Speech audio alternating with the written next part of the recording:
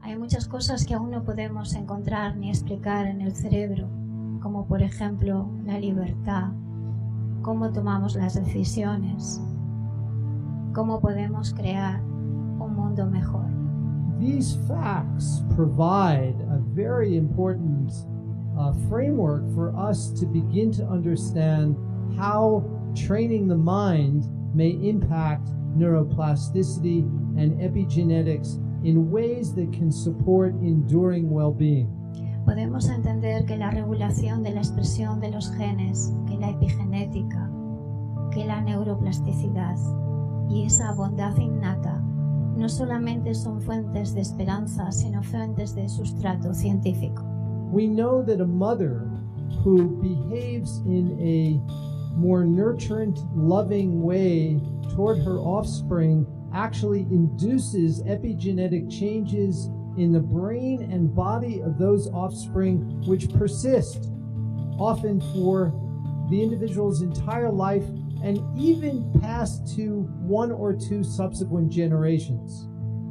Sabemos que la mente puede ser entrenada, que la mente puede ser más competente y menos competitiva.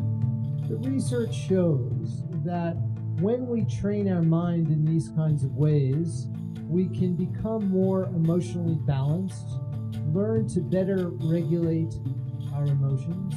Meditar no es un lujo, es una necesidad en un mundo que seguro cada vez puede ser más incierto. So when we engage in meditation practices, contemplative practices to cultivate kindness and compassion, we are not creating these qualities, what we say de novo, just out of thin air, but rather we are recognizing qualities that exist already. We're becoming more familiar with these qualities that constitute our basic nature. ¿Puede el amor, la empatía, el gozo y el altruismo ser elementos significativos en este mundo? ¿Puede la política y la neurociencia del bienestar crear un cambio significativo? Nosotros creemos que sí. And so by changing our mind, we have the conviction that we can also change the world.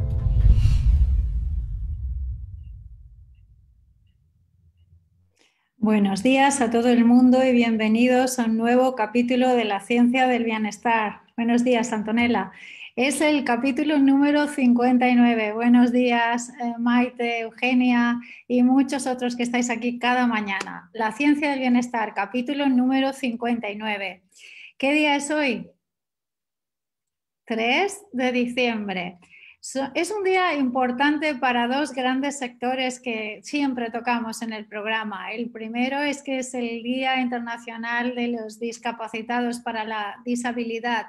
Y hay que recordar que muchas personas sufren esa materia y que siguen necesitando ayuda. Muchos están excluidos y en la pobreza. Así que felicidades a todos los que trabajan. Hay muchos derechos que se han redactado y pocos cumplidos. Necesitamos seguir trabajando porque eso sea cierto. Y el segundo día importante hoy también, fijaros qué casualidad, es el Día Internacional del Voluntario. Y luego os voy a dar una noticia sobre eso, pero felicidades a todos los que sois voluntarios en cualquier organización, porque ser voluntario promueve y cultiva el bienestar, así que muchísimas gracias. Gracias también a nuestras compañeras que están en producción, a Ana Marisol y Loira desde Panamá, a Carla desde Antigua Guatemala y a Mariana desde Ciudad de México, la megalópolis más grande del mundo. Ahí van nuestros mexicas. Vamos a dar los titulares del día de hoy en el programa. En el día de hoy vamos a empezar hablando sobre la humildad científica. Ya tenemos las vacunas, no tenemos las vacunas. ¿Tiene que la ciencia ser humilde en algunos aspectos? ¿Cuáles son esos aspectos de la humildad? ¿Qué es lo que no sabemos y los que mejor chitón nos callamos? Porque en media hora van a cambiar. Hablaremos de eso. Y hablaremos con una persona que para nosotros y para mí particularmente es muy querida y muy especial. Es la maestra Gabriela Reyes, desde Ensenada, Baja California, México. Es nuestra invitada internacional. ¿Saben ustedes dónde está Ensenada? Búsquelo en el Google o en el mapa si quieren. Está en la costa del Pacífico, al fondo, a la izquierda, arriba de México. Es un lugar maravilloso. Y con ella vamos a hablar de dos cosas que ella domina. Gabriela es psicóloga, pero también forense, perito forense. El arte de observar y el oficio de supervisar. ¿Cuál es la diferencia entre observar y supervisar? ¿Cómo lo hace ella en todos estos años de carrera que tiene? Haremos yoga con nuestra compañera Narayani desde Tenerife, desde España, la humildad del cuerpo, ¿verdad? Vamos a ver cómo podemos estirarnos un poquito más y seguir dando la gratitud a todos nuestros músculos y finalmente en la meditación del cierre de la clase, la humildad en la ciencia. Se acaban ustedes de llegar, es el capítulo número 59, la ciencia del bienestar, emitiendo desde el centro de las Américas, desde ese hermoso y pequeño país llamado Panamá, donde nos encontramos. Bienvenidos, bienvenidas. Vamos a empezar. Bien, cuando hablamos de humildad y humildad en ciencia, me gustaría hablar primero sobre qué significa la palabra humildad. Humildad viene de la palabra latina humus y humus es aquello que está en la tierra. Humus es lo que se descompone y todos nosotros nos convertiremos en humus. Las plantas no pueden crecer sin humus, así que la humildad es algo así como estar en contacto, el acto de estar en contacto con lo más esencial de nuestra tierra, de nuestro sustrato, ¿verdad? Pero cuando lo aplicamos a la ciencia, hasta hace muy poquito, casi media hora científica, la ciencia se fundamentaba en que siempre tenía la verdad. Si lo decía la ciencia, no había nada que decir. Ese axioma nos vino de un filósofo científico llamado René Descartes. Descartes inauguró lo que denominamos el materialismo científico, dividió la contemplación del área científica. A la Iglesia le dio la contemplación o lo que él denominaba a Dios, porque como no podía explicarlo de una manera fehaciente, dijo, esto se lo llevan y me quedo solo con lo que puedo explicar. Así surge una nueva ciencia, un nuevo concepto de la ciencia basado en evidencias. Luego hablaremos con Gaby sobre las evidencias, qué es evidencia, ¿verdad? Y él lo que hizo fue descartar todo aquello que no podía probar. Pero de hecho, cuando observamos la neurociencia, sobre todo la ciencia en el siglo XXI, vemos que la ausencia de humildad es el núcleo mismo del edificio teórico de muchos científicos. Lo he dicho bien, la ausencia de humildad. En la mayoría de los casos, muchos científicos, no todos afortunadamente, pero muchos, creen haber descubierto algo. Por ejemplo, una vacuna que será para siempre, una enorme conspiración en el coronavirus. Y excepto pocos seres, al menos pocos son los que yo he conocido que tienen la humildad y la perspicacia, han podido atreverse a afirmar algo que es un nuevo axioma. La ciencia se fundamenta en no saber. En realidad, el esfuerzo científico es esencialmente un ejercicio de humildad. Imagínense ustedes que tienen una idea y al cabo de años y años y años de probar esa idea, si esa idea puede funcionar, lo que hacen es que consigue que funcione con múltiples variables o no consiguen que funcionen y descubren otra cosa que es incluso más importante que su idea original. Desde los primeros años de estudio a nivel científico, uno tiene que asumir que las verdades científicas no tienen que ver con los intereses, valores y prejuicios personales, sino que es algo que nosotros vamos adquiriendo en el mejor de los casos después de infinitas horas de observación y también de mente abierta. En ese camino uno se pregunta, ¿qué podemos resolver? ¿Cuáles son las cosas que realmente podemos avanzar? Y acaba aprendiendo que el oficio de observador y de científico no es fácil, sino que además puede cambiar en cualquier momento. ¿Cómo que puede cambiar en cualquier momento? Exactamente eso. ¿Ustedes sabían que cuando observamos un objeto o una situación, nosotros somos artífices del cambio solamente por haberlo observado? ¿Qué quiere decir eso? Pues quiere decir que toda verdad científica es contingente por naturaleza y que siempre es susceptible de ser ampliada, de ser contemplada, de ser matizada, de ser corregida, y que dentro de una hipótesis hay también muchas otras hipótesis que pueden parecer locas. Loco era cuando dijo Leonardo da Vinci que los hombres podíamos volar y el pobre se construyó unas alas de pájaro y se iba por los montes a volar. Loco era muchos de sus inventos que dejó diseñados y hoy parece que de loco no tenía nada. ¿Les parece a ustedes razonable que la ciencia tenga alas para volar?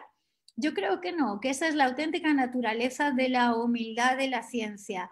Someternos al método científico, sí, pero también observar que cuando hacemos ciertos experimentos y se descartan algunas cosas que parecen contradictorias, volviendo atrás, esas cosas contradictorias nos estaban diciendo que ahí había algo.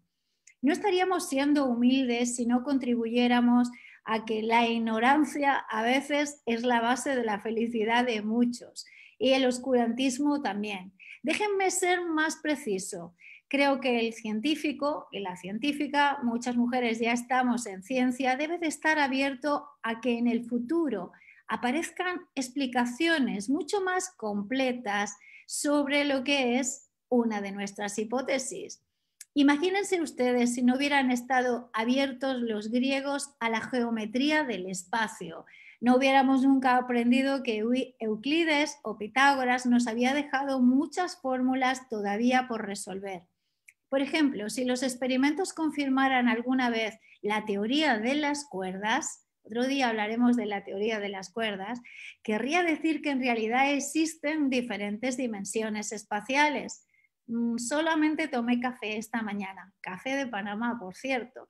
Si existieran dimensiones especiales diferentes, solo que no las vemos porque son muy pequeñitas, de la misma manera que si miramos desde lejos una manguera cilíndrica, nos parece que es un objeto de una dimensión grandísima. ¿Qué creen ustedes? Si la teoría de las cuerdas fuera correcta, podríamos decir entonces que la Tierra no es realmente una esfera, que no está achatada por los polos, como dicen los niños, sino que es un objeto de 10 dimensiones. 7 de ellas microscópicas, cuyas diferentes dimensiones son macroscópicas. No me voy a liar. ¿Qué quiero decir eso? Que la Tierra no es plana, ya lo dijo Galileo, y al pobre casi le cuesta la vida porque fue juzgado por eso. Nunca será plana y esas 3 dimensiones y las dimensiones que vemos pueden ser muchas más. Eso me recuerdan a Clemenson y sobre todo me recuerda a Hannah Arendt, la filósofa, que decía que cuando nosotros observamos una conversación o una realidad, lo primero que tenemos que decir es que no lo sabemos. No lo sabemos y decir quizás, a mi juicio, se me antoja, me parece que esto es lo que puede ser la realidad. Y todo eso tiene que ver con el arte de observar. Y es que la ilusión y el sesgo cognitivo a veces nos lanzan en el caos, en los brazos de Morfeo, y jugamos a querer ser dioses con las catástrofes humanas. Juramos a querer saberlo, pero en realidad sabemos pocas cosas. Así que mucha humildad, rindámonos en los brazos de la incertidumbre, de la observación y sobre todo en los brazos de algo que puede ser importante. Abran la mente, no sabemos mucho y no se cierren a otras realidades. Gracias. Este era el inicio del programa, la humildad científica. Y eso me viene como que al pelo, ¿verdad? Al pelo para presentar a nuestra invitada. Creo que Gaby tiene esa característica. Buenos días, súper buenos para ti, Gaby Reyes desde Ensenada, en México. ¿Cómo estás? Muy buenos días, muy bien, muy madrugada aquí, oyendo tanto ruido en Ensenada, que no sabía que estaba tan inquieta la ciudad tan temprano, pero contenta de estar aquí. Muchas gracias por la invitación. Gracias a ti. Yo creo que es tempranísimo. ¿Qué hora tienes en Ensenada? Exactamente a las 5:15 de la mañana. ¡Wow! Eso significa tener la mente abierta y un buen propósito, Gaby. Claro, como los niños cuando iba a Disneylandia nos levantamos cada hora para que llegara la hora. Así estaba hoy. Qué graciosa metáfora. Bueno, supongo que has escuchado la intro sobre la humildad científica y me gustaría que nos hablaras un poco sobre qué estudiaste, a qué te dedicas y también sé que has hecho muchas cosas, pero empieza tú por explicarnos qué has hecho. Bueno, pues ha sido una trayectoria a lo largo de mi profesión. He hecho yo creo que tres líneas importantes. Una de ellas es precisamente la de la educación especial, en donde hay que tener un ojo observador tremendo, de acuerdo a lo que tú estabas platicando, ¿verdad? Que ahí fue mi primer contacto con la importancia de la observación y de la supervisión y de reconocer algunos procesos como posibles, pero no determinantes. Luego me fui a la tarea de estudiar lo que es, bueno, simultáneamente otros dos entrenamientos que han sido como cruciales, que es la terapia familiar y de pareja con el enfoque sistémico, que es de todo el contexto. Ahí también, pues fue un gran acercamiento también a lo que es la supervisión, más en forma, más formal, ¿no? Fue muy interesante la experiencia, luego ya te platico. Y luego también al mismo tiempo estudié para perito forense, también una especialidad o maestría, las dos fueron maestrías. Entonces, también ahí pues más a más se agudizaba tu ojo observador, ¿verdad? Y no juzgador, que es distinto. Y yo creo que ahorita la introducción que haces de lo que es la ciencia, pues yo creo que ahí fue donde eh, aprendí que la psicología es definitivamente ciencia, ¿no? O sea, bueno, siempre lo he sabido, pero defenderlo era difícil. Y ahora creo que puedo decir ahora sí que con las pruebas en la mano, puedo decir que la psicología es ciencia pura y dura, ¿no? Y que hay que investigar y observar muchas cosas, pero en general esa fue mi formación como profesional, en donde en los tres campos, en el campo de los niños, en el campo de la educación especial, pues fui agudizando esa visión de observar, y luego ya en lo forense y en lo sistémico, en la terapia familiar y de pareja. No sé si... Sí, Gaby, tú te pasas la vida observando y ¿qué características crees tú que tiene que tener un psicólogo para ser un buen observador, verdad? También me consta que supervisas a grupos. ¿Cómo podemos observar si estamos observando bien? ¿Qué dirías? Bueno, yo creo que se tiene uno que reconocer. Yo creo que la ciencia misma nos ha exigido esa función de supervisión profesional, y de hecho ya hay algunos entrenamientos en relación a ser un especialista en supervisión, porque la misma profesión nos ha ido llevando. Yo creo que las circunstancias de unos años para acá, yo tengo 34 años de terapeuta, y las circunstancias te iban la humildad de la que tú hablabas, de decir, no, no sé bien esto, ¿cómo le hago? Pues te lleva a buscar una persona, ¿no? Que te ayude. En este caso, yo en lo personal tuve un mentor, en especial el doctor Jorge Espinosa Palza, que él es terapeuta en San Diego, y fue mi maestro, y yo pues me acuerdo que tenía casos y le hablaba y le preguntaba yo, cómo le podía hacer, si iba bien, si no. O sea, uno no nace sabiendo, aunque tengas la técnica y la información. Y yo creo que lo primero para observar se necesita el reconocer, esa humildad, ¿verdad? De reconocer que no sabes todo y que necesitas una estructura, un procedimiento. Y yo creo que como principiantes, los psicólogos en mi caso, tenemos que tener esa estructura de proceso, ¿verdad? Entender que apegarnos a una teoría, vamos a decirlo, de base, pero y seguir un proceso primero de una forma estricta, y luego la misma experiencia nos va a ir ayudando a ser flexibles. Pero de momento tener a alguien que nos diga es un lujo, la verdad. Y yo tuve ese lujo en mi profesión, lo busqué siempre. Primero, a lo mejor que fue de una forma natural, ¿verdad? Porque tenía esa confianza con este maestro, pero luego ya fui haciéndolo de manera más estructurada, porque, por ejemplo, cuando empecé a trabajar con niños, se me hacía un mundo tremendo, ¿no? Yo nunca tuve hijos, y el trabajar con niños, pues también decía yo, pues, ¿cómo, verdad? ¿O a qué horas y cómo le voy a enseñar a los papás? Y de alguna manera, el tener una estructura donde tuve una supervisión a detalle me ayudó a reconocer que hay que tener bases, ¿no? Entonces, lo primero que tendríamos que tener como personas que observamos es el reconocer una estructura base de algo, ¿no? Por ejemplo, en el caso de los niños, el conocer a detalle el desarrollo del niño, el tener unos puntos generales básicos para decir esto no es normal, esto sí. Y yo me doy cuenta que a los papás les ayuda muchísimo el saber que yo les doy unas guías del desarrollo, les llamo gradientes de desarrollo.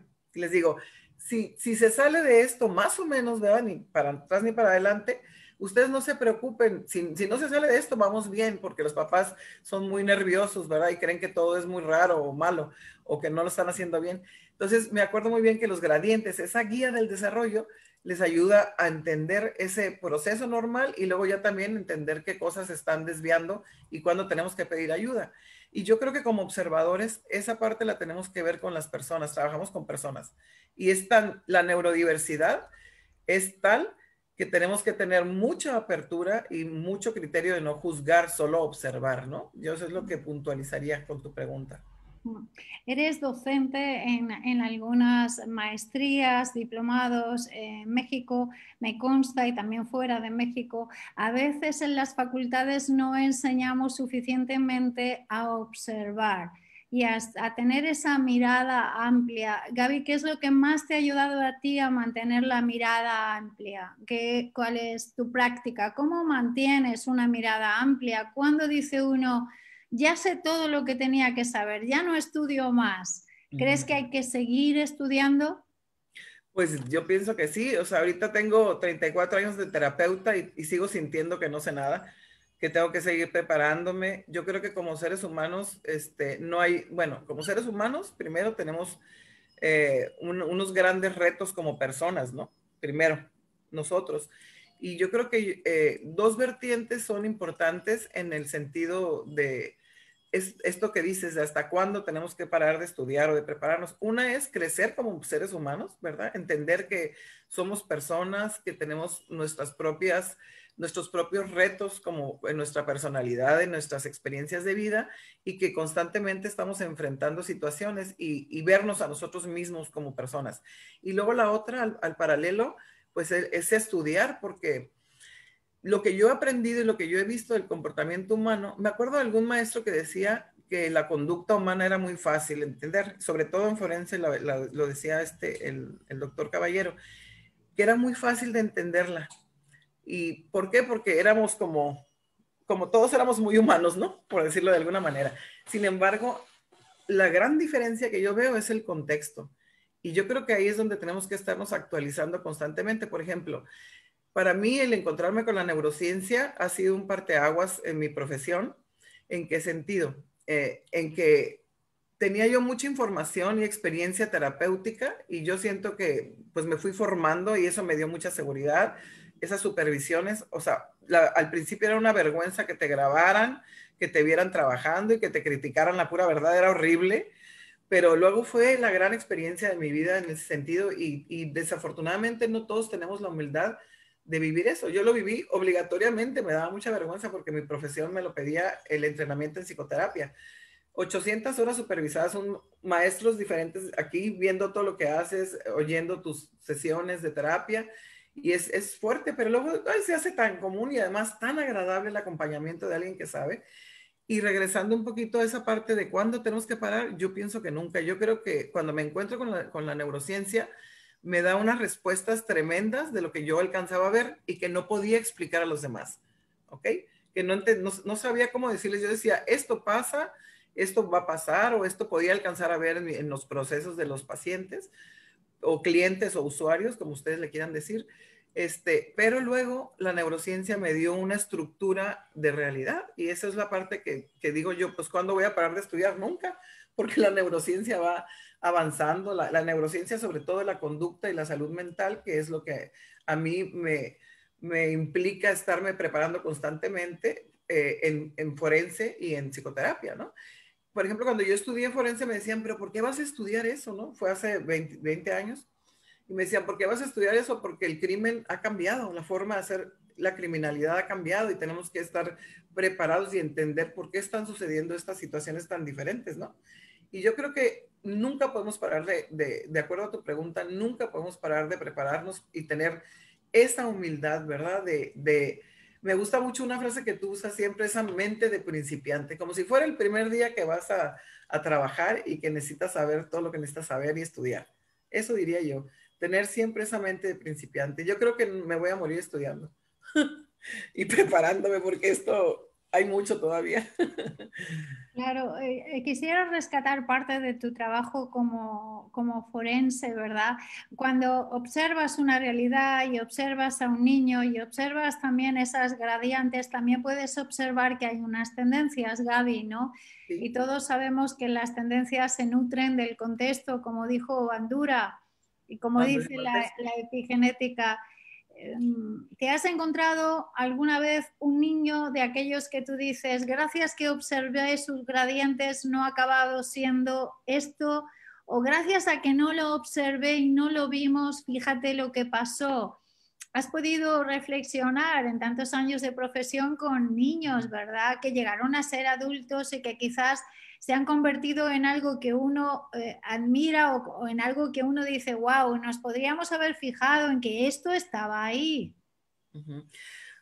Bueno, a ver si entiendo bien tu pregunta, pero miles de veces he visto niños que llegaban a mi consulta prejuzgados, ¿verdad? Con unas situaciones, digo prejuzgados porque creo que no los habían reflexionado, no habían entendido su contexto, no entendían el porqué de sus conductas, ¿no? La función de sus conductas en el contexto en donde ellos estaban, tanto escolar como, porque trabajé muchos años en educación, tanto escolar como familiar, ¿no? Un ejemplo de ello, si veía el programa del otro día de sobresalientes o de superdotados, que ahora se llama superdotación. Ellos, por ejemplo, son unos niños de los que me he enfrentado, creo que es lo que entiendo de tu pregunta. Estos niños que se fueron diagnosticados, bueno, algunos me tocaron que eran como problemas de conducta severos, trastorno por déficit de atención, con hiperactividad, o sea, diagnósticos clínicos donde hasta medicamentos les daban y donde no eran niños con un trastorno, eran niños súper inteligentes en un contexto mal encausado y no por maldad, sino por desconocimiento, ¿no? Y por mala información y mala formación precisamente, ¿no? Entonces sí me ha tocado casos donde dices tú, qué bueno que no me aferré a esta parte, ¿verdad? De aceptar ese diagnóstico y de poderle ayudar a impulsar a que fuera hacia otro proceso en su vida, a un proceso más sano, más desarrollador de sus capacidades y también, ¿por qué no? Dejar algunas escuelas bueno, que es difícil encontrar contextos facilitadores del aprendizaje abierto, ¿verdad? Para algunos niños que lo necesitan. Muchos casos me he encontrado, por ejemplo, de esos.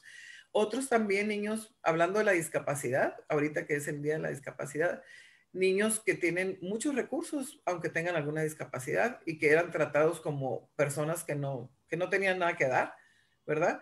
En los programas que nos metimos pues le llamaban doble talento, doble situación, y era el que podían ellos desarrollar, por ejemplo, programas deportivos importantes y destacar en el deporte, aunque tuvieran una discapacidad, ¿no? Y digo, aunque se suena feo porque así habían sido tratados como alguien que no podía hacer nada más que su discapacidad. Entonces, sí, hay miles de ejemplos donde el no observar a detalle todo lo que nos puede dar ha ayudado a que no lleguen a un diagnóstico y también donde observar ha ayudado a que salgan de un diagnóstico, ¿no? Yo creo que los dos caminos han estado a lo largo de mi profesión. Y eso en el ámbito educativo y de la discapacidad, pero en el ámbito personal también en personas que llegan a psicoterapia con alguna idea de su vida pues muy errónea, ¿verdad? Y donde va desarrollando ese proceso de reconocerse como ser humano, como persona, y donde al final de cuentas llega a desarrollar, pues como lo diría mi maestro Rogers, ¿verdad? A desarrollar su potencial humano en grande. Y sí lo he visto también donde me he topado con cosas muy hermosas, la verdad. Sí. Mm. Ujú. Qué bonito. Salió Rogers, uno de los padres de la psicología humanista, para quien no sepa qué es Carl Rogers. Gaby, en los últimos minutos en la fundación te dedicas a supervisar en los laboratorios. Sí. Muchos de los psicólogos que hacen trabajo durante el COVID no ven la necesidad de ser supervisados. ¿Nos podrías hablar un poco sobre por qué un psicólogo necesita ser supervisado? ¿Y en qué les puede ayudar en este momento de la pandemia? Bueno, yo creo que la experiencia ha sido, y de verdad que aprovecho públicamente agradecerte la confianza de permitirme estar en ese laboratorio donde, aparte de que pudiera apoyar un poco a los compañeros, ¿verdad? Colegas, pues yo he crecido bastante también en la forma de supervisión porque ha sido una gran experiencia. Primero aprendida de observarte y luego pues yo misma he hecho como un poquito la conciencia de lo que estoy haciendo, ¿no? Y yo diría que ese estilo de supervisión pues es una supervisión para formación, ¿verdad? Hay diferentes estilos de formación y de supervisión, ¿no? Por ejemplo, en este caso es difícil porque estamos supervisando a colegas con mucha experiencia en sus áreas, ¿verdad? En su estilo de psicoterapia, en su formación, y algunos otros que son jovencitos y nuevecitos, ¿verdad? Que van empezando su vida profesional también. O sea, están esas vertientes, gente muy preparada y gente que es muy jovencita. Lo que yo pienso que aunque estemos muy preparados o estemos muy jovencitos, es muy importante que cuando estamos enfrentando una técnica nueva, podamos tener esa fortuna de ser vistos por alguien y por alguien es más, ¿verdad? Para ayudarnos a mejorar la técnica sobre todo, ¿no? O sea, uno, nos da mucha seguridad el vernos, el que alguien nos esté viendo y nos diga, aunque la verdad la parte humana esta de que a veces nos molesta un poquito, ¿verdad? Porque como tú dices, algunos no se sienten que necesitan ser supervisados, pero la verdad es bien importante que podamos tener ese punto de humildad de que alguien nos diga las cosas. Y la otra es que los que alguna vez somos expertos o ya somos expertos en algún estilo, pues tenemos que remodificar en esta técnica algunas cosas, ¿no? Entonces, porque sí es bien importante el tener claro que el método que trabajamos y que tú nos has enseñado, debe de ser protocolario en su estrictez para la intervención en crisis, ¿verdad? Es diferente la psicoterapia. Entonces, yo creo que el tener la humildad de ser vistos, porque esa es la palabra, ¿verdad? De ser vistos, de que alguien nos observe, no porque sea mejor o peor que yo, sino está en una posición de observar. Yo creo que podemos ser muy iguales, pero estamos en una posición de observar que nos da pues la libertad de ver más cosas que cuando yo estoy actuando no las veo, ¿verdad? Entonces, pues yo creo que retomamos la palabra con la que empezaste el día de hoy, que debemos ser humildes y los psicólogos a veces nos cuesta mucho trabajo esa parte, ¿verdad? Pero ¿qué les daría? Pues les daría, una de las cosas que yo veo y he observado ahí en el laboratorio es que los ayuda a construir también su identidad como técnicos en esta estrategia de intervención en crisis, porque observan a otros, fíjense qué maravilla, ¿no? O sea, observan a otros trabajando y luego se observan a sí mismos y luego son observados por alguien en el momento in situ y luego pueden volver a verse a sí mismos y eso es un gran regalo, por lo menos creo que eso nos hace mejores profesionales, ¿no? Los puede hacer mejores profesionales. Otra de las cosas es que te da mucha seguridad y la más importante para mí que yo he visto en el laboratorio que rescato es la gestión de nuestras emociones, ¿verdad? La gestión de entender por qué hice de tal forma una cosa y por qué casualmente me tocó este paciente o este juego de rol. Esa parte yo he visto en el laboratorio que nos ayuda a construirnos, ¿no? A mí misma, cuando yo hice mi supervisión contigo, me sirvió mucho ver el trabajo y yo tengo 34 años de experiencia, ¿no? En psicoterapia, pero es distinto una técnica. Entonces sí hay diferentes formas de supervisión y en esta que estamos haciendo en el laboratorio, aquí en The Wellbeing Planet, pues es una forma, es una supervisión formativa. ¿Para qué? Para que la técnica esté bien aplicada y bien hecha, pero aparte que tú estés fuerte para hacer esa técnica porque es un trabajo difícil. También previene la supervisión el burnout. Yo creo que es de las cosas más valiosas. Y yo no, la verdad, siendo honesta, esa parte no la entendí al principio muy bien, pero a lo largo del laboratorio lo he podido observar, o sea, hice agudo mi ojo para personas que puedan estar en burnout cuando están aplicando la técnica, ¿verdad? Entonces sí se alcanza a ver, ya lo alcanzas a ver, pero es una cuestión también, repito, formativa, ¿no? Es una gran oportunidad la supervisión. Eso es lo que podría decir. No sé si se aclara. Sí, muchísimas gracias, Gaby. Te vamos a invitar ya el año que viene, ¿verdad? Porque nos gustaría que siguiéramos esta conversación tan interesante. Tienes Gracias. muchos recuerdos desde Coahuila, México, gente que te saluda y te agradece tu profesionalidad y tantos años al servicio de la República de México y del mundo. Muchas gracias, Gaby Reyes. Muchas Seguiremos gracias. observando. Seguiremos observando. Gracias a todos. Gracias, Gaby. Bonito día. Gracias. Era Gaby Reyes desde Ensenada, Baja California, México. Y vamos a cruzar el charco, vamos a ir al otro lado, al otro océano, al océano Atlántico, para encontrarnos con nuestra amiga, nuestra querida Narayani, esta mañana desde Tenerife. Vamos a observar el cuerpo. ¿Cómo estás, Narayani? Buenos días, encantada de estar otra vez con vosotras aquí, otro día más. Has estado escuchando lo de la supervisión, en yoga también pasa eso, ¿verdad? Efectivamente, hacemos ese papel de observar, no de observar a otro, de observarnos a nosotros mismos. Exacto, exacto. También cuando estáis construyendo profesores, ¿verdad? Hay muchas horas de supervisión y de trabajo, Wow. ¿verdad?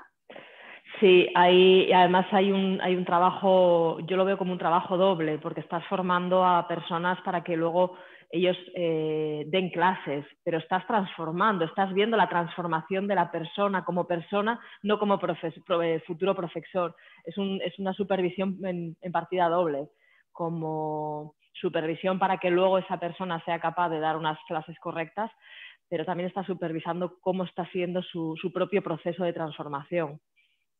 Qué bonito eso. Pues nada, vamos a observarnos nuestro cuerpo en el yoga. Todo tuyo, Narayani, gracias. Pues a ti. Vamos allá. Vamos a comenzar siempre tomando un poquito de conciencia en la respiración. Vamos a ir dejando pues, lo que tengamos a los lados. Nos vamos a dejar un poquito de espacio alrededor para poder movernos con libertad. Así que os invito a que hoy sí, si podéis sentaros en el suelo, mejor en el suelo. Si no, sentadas en la silla o en el sofá también está perfecto. Vete cerrando tus ojos y vete observando tu respiración. El papel del observador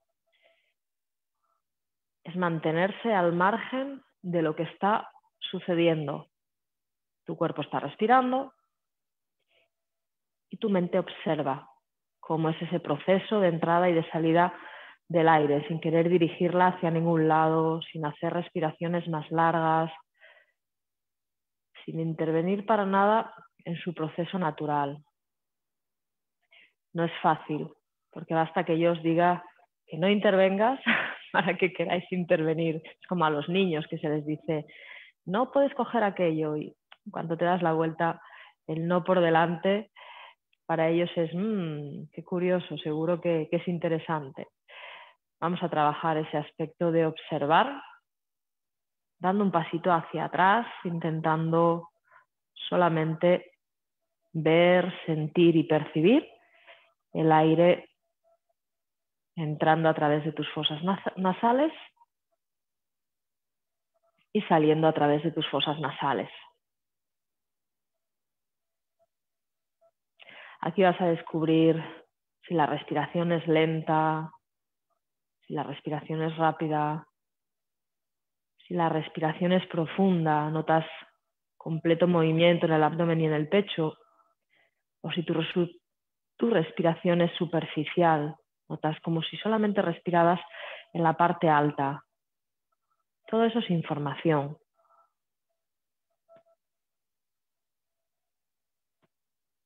Es más, si te esfuerzas un poquito puedes llegar incluso a percibir si eres capaz o si hay una fosa nasal que es capaz de recibir más aire que la otra.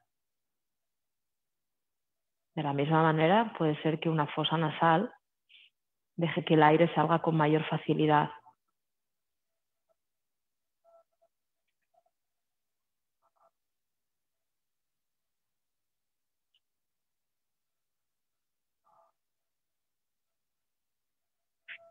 Toma ahora sí una inhalación profunda y exhala a través de la boca. Una más. Inhala y exhala a través de la boca.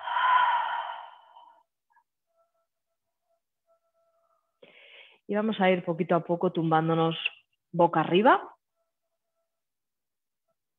intentar apoyaros en una superficie que no esté muy fría, una alfombrita, una toalla, si tenéis esterilla, esterilla, una manta. Acomoda bien toda la parte posterior del tronco, acomoda bien toda tu espalda en el suelo, dobla las rodillas, acerca los talones hacia las nalgas todo lo que puedas, intentando mantener los dedos de los pies apuntando hacia adelante y las rodillas apuntando en la misma dirección. Que no queden las rodillas abiertas y que no queden las rodillas más juntas que de lo que están los pies. Los brazos a los lados del cuerpo con las palmas de las manos en contacto con el suelo, con los dedos de las manos bien abiertos. Y desde aquí vamos a ir levantando las nalgas, lo primero. Solamente las nalgas. El resto de la espalda se queda apoyada. Vamos a tomar un par de respiraciones aquí. Fijaros cómo para hacer ese gesto hay que trabajar un poquito la fuerza del abdomen. Y ahora sí, continúa elevando, vete dejando que el resto de tu columna se vaya separando de la esterilla. Vas buscando suave el arqueo de tu columna hasta sostenerte en la línea que forman tus hombros por detrás. Intenta mantener en todo momento las rodillas en la misma línea que tus caderas y suave vamos deshaciendo, vamos bajando vértebra a vértebra. Por último, apoyo las nalgas, el sacro. Vuelvo de nuevo a recoger la pelvis, elevo nada más que las nalgas. Me voy a quedar un par de respiraciones aquí.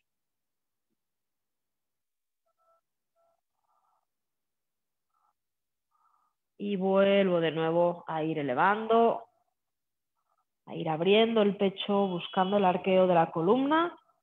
Ahora sí que los pies tienen que hacer un poquito de fuerza contra el suelo para sostener el peso arriba y suave. Deshacemos. Voy poquito a poco, bajo sin prisa. Tomo varias respiraciones para bajar. Y vamos una última vez. Recojo la pelvis, levanto nada más que las nalgas, la parte baja de la espalda sigue estando en contacto con el suelo. Un par de respiraciones para continuar elevando, buscando la extensión, buscamos formar este medio puente, como si el pecho quisiera acercarse al mentón, el cuello está en todo momento relajado, sin embargo las piernas están súper activas, los glúteos están súper activos y voy soltando el aire y bajando suavemente, apoyando toda la espalda y por último las nalgas. Voy a acercar las rodillas al pecho y voy a sujetarlas con ambas manos. Acomoda bien, de nuevo, toda tu espalda en el suelo. Y vamos a dar dos opciones. Una, o bien me cojo por detrás de las rodillas y subo los pies hacia el techo, quedando las plantas completamente paralelas al techo, y voy buscando que las rodillas se separen, o para quien llegue, me puedo coger con las manos las plantas de los pies y buscar ese mismo gesto, el gesto de que las rodillas quieran ir por fuera de las axilas. Vale, intenta mantener tus rodillas flexionadas más o menos unos 90 grados, un ángulo recto. Por eso digo que las plantas de los pies tienen que apuntar y estar paralelas al techo. Venga, intento que los hombros queden también bien anclados y bien pegados al suelo. Y lo que me voy a encontrar es la sensación de estiramiento, de apertura, de cierre también. Una parte se abre, por otro lado se cierra, en las articulaciones de las caderas, en la zona de las ingles y zona de las caderas. Y aquí voy a respirar varias veces, dejando que el abdomen se expanda bien, que el pecho se abra bien cada vez que tomamos el aire.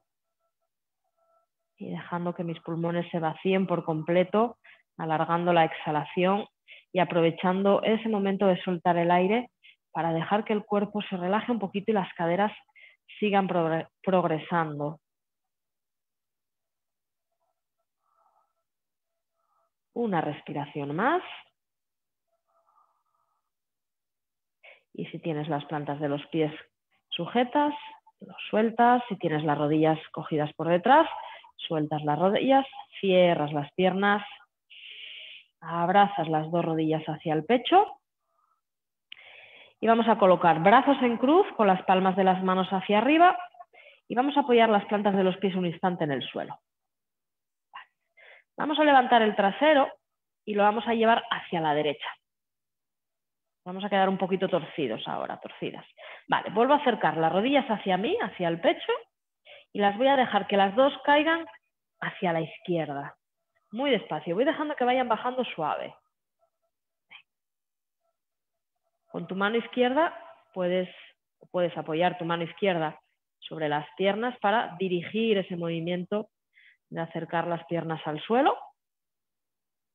Si notas que hay demasiada tensión en tu hombro derecho, cierra un poquito el brazo, no hace falta que lo tengas en cruz, puedes acercarlo un poquito hacia el cuerpo. Y la cabeza simplemente déjala relajada, que ruede hacia donde le apetezca. A lo mejor le apetece rodar hacia la mano derecha, pero a lo mejor le apetece rodar hacia el lado izquierdo. A lo mejor está más cómoda ahí. Pues déjala que ruede hacia donde le apetezca.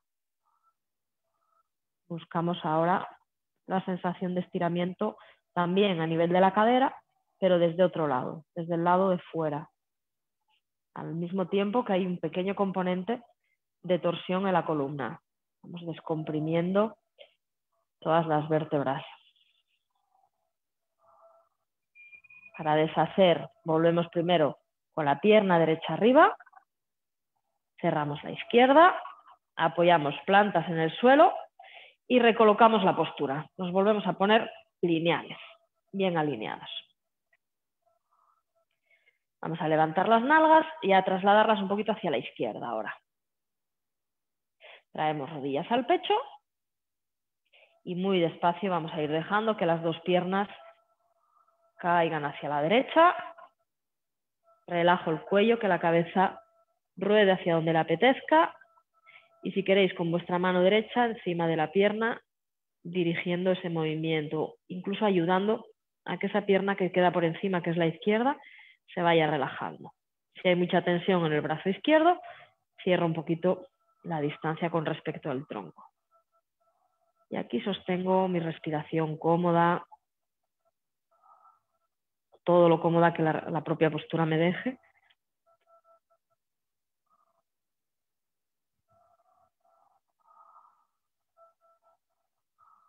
Volvemos a deshacer. Primero volvemos con la pierna izquierda, la que tengo por encima. Luego con la otra apoyo las plantas en el suelo y de nuevo vuelvo a alinear la espalda. Eso es. Vamos a estirar ahora los brazos por detrás de la cabeza. Vamos a estirar las piernas, primero una, luego la otra. Pues si alguien estuviera tirando de los pies en un sentido, alguien estuviera tirando de tus manos en sentido contrario, busca ese gesto de crecer, de alargarte, talones en un sentido, manos en sentido contrario. Crece un poquito más y despacio. Trae una rodilla al pecho, trae la otra, abraza las rodillas y vamos a levantar parte del tronco y cabeza hacia arriba, como si quisiéramos tocar con la frente en las rodillas, pero no solamente tiramos de la cabeza, la parte alta de la espalda también se levanta. Trabajamos un poquito más el abdomen. Volvemos de nuevo a estirarnos, brazos por detrás, piernas en sentido contrario, vamos a por la última. Estírate bien y trae una rodilla, la otra, abraza las piernas, eleva el tronco y despacio deshacemos, apoyamos plantas en el suelo, apoyamos toda la espalda. Me quedo aquí una respiración, probablemente note el trabajo en el abdomen. Nos vamos a dejar rodar hacia un lado. Nos vamos a quedar un instante recostaditas sobre uno de los costados.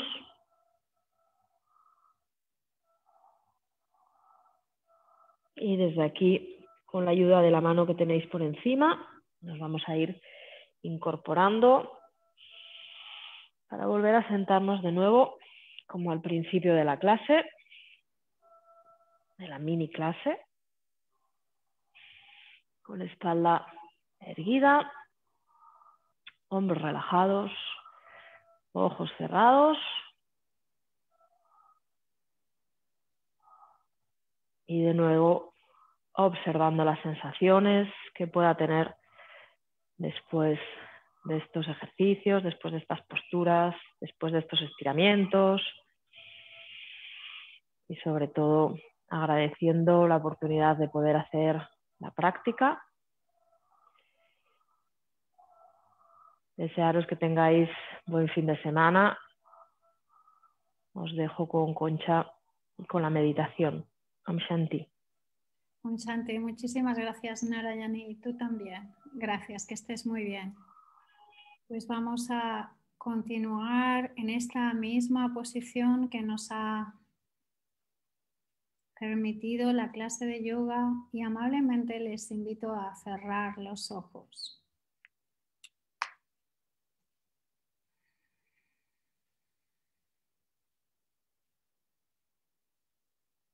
Vamos a tomar 9 respiraciones profundas.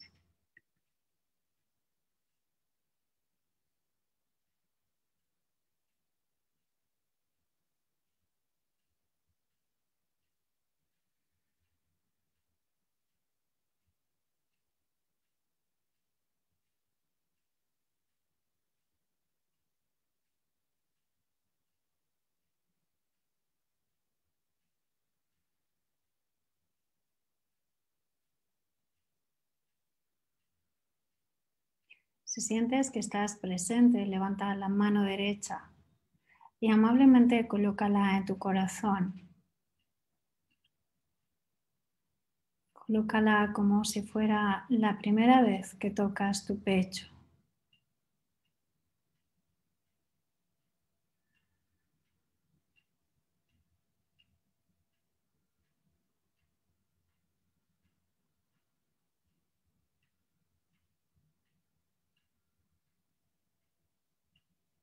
Siente la calidez del momento,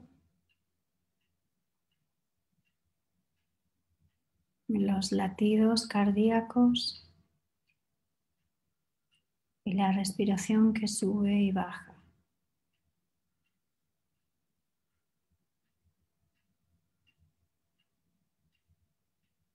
Imagina que te observases a ti mismo fuera de ti mismo y que tu mano fuera la mano de un médico que observa tus constantes. Imagina qué atención pondrías en ello.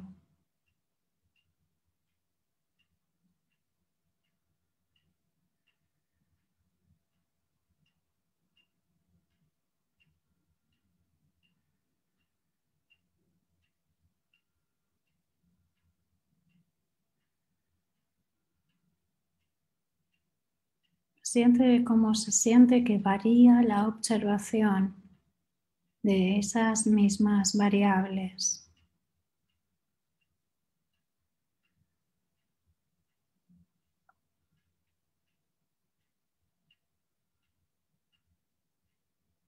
Y ahora extiende la observación e imagina que quien te observara, quien te estuviera tocando en este momento, fuera un ser que te ama bien.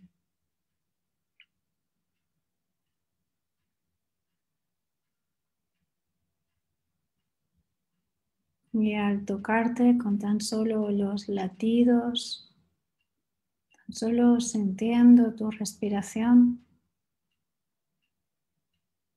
pudiera apreciar matices delicados y sutiles.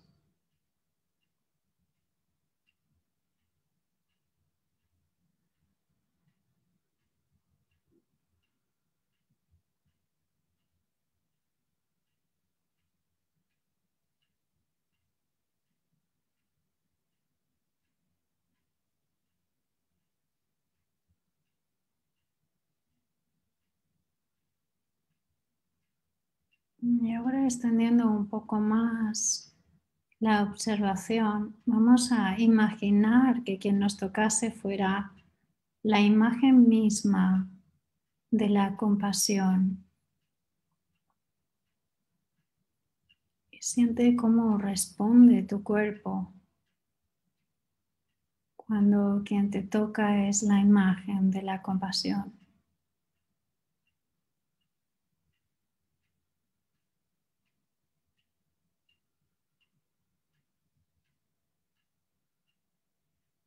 Siente como algo profundo se abre en ti.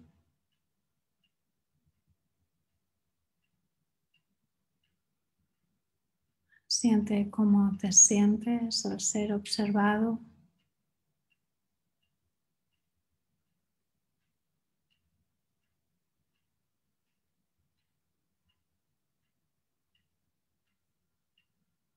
Y ahora vuelve a la observación de ti mismo por ti mismo, manteniendo que pueden existir esos otros 3 niveles: el nivel técnico del médico, el nivel afectivo,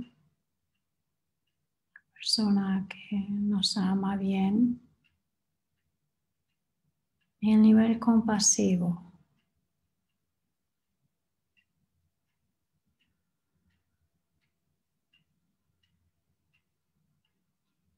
Siente como la observación de ti mismo, de ti misma, cambia cuando utilizas diferentes registros.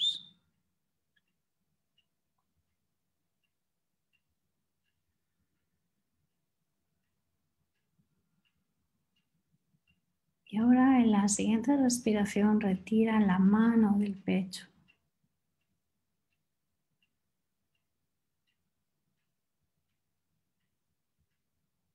Y siente la ausencia de la observación táctil.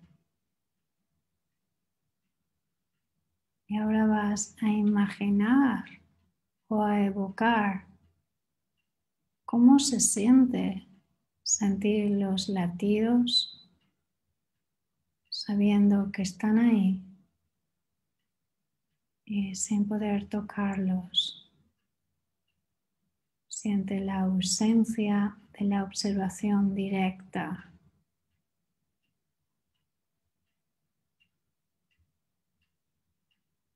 Puedes conectar con otra parte de ti mismo, una parte mucho más profunda de observar.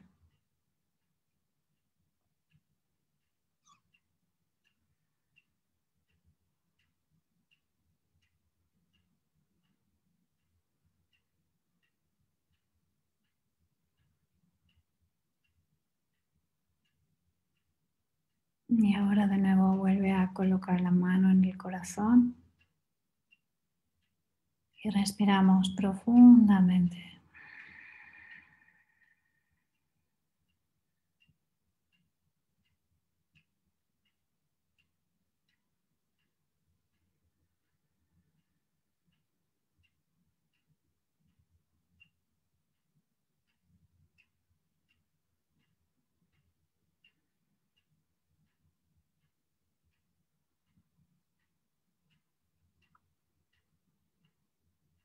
Y siente cómo te sientes volviendo a recuperar tus latidos y tu respiración.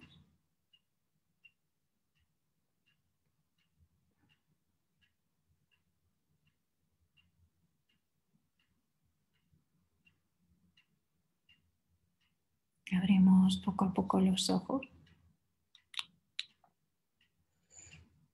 Era la meditación sobre la observación, cómo observarnos a nosotros mismos desde algo tan sencillo como poner la mano en el corazón, ¿verdad? Bueno, antes de acabar el programa de hoy, quiero recordarles que este fin de semana estamos de retiro, es el 5 y el 6. La ciencia de la compasión es nuestro último retiro del año. Así que si alguien que está viendo el programa aún no se ha inscrito, recuerde que puede hacerlo desde el Facebook. Hay un link sobre cómo hacerlo. Y también voy a anunciar hoy, que es el Día Internacional del Voluntariado, que la Fundación, desde The Wellbeing Planet, hemos abierto los premios de reconocimiento. Son 10 categorías en las cuales vamos a reconocer el trabajo que han realizado personas y organizaciones durante este año, que ha sido un poco especial. Los premios se darán online. Podéis presentar nominados. Son 10 categorías y las categorías serán las siguientes: al mejor psicólogo del año, al mejor estudiante del año, aquel que entregó todas las tareas, hizo todas las cosas y fue humilde con su saber, al voluntario más joven de toda la organización, al voluntario más mayor de toda la organización, a la organización que más se involucró en el COVID y que tuvo un mayor impacto en cualquiera de los países donde operamos, a la organización que desde más lejos del mundo, desde países increíbles, nos enseñaron y tuvieron un impacto diferente, al mejor profesional, aquel que durante la pandemia del COVID dejó su trabajo y se vino a remangarse a atender casos de suicidio, de depresión o ayudarnos en la formación o en el media.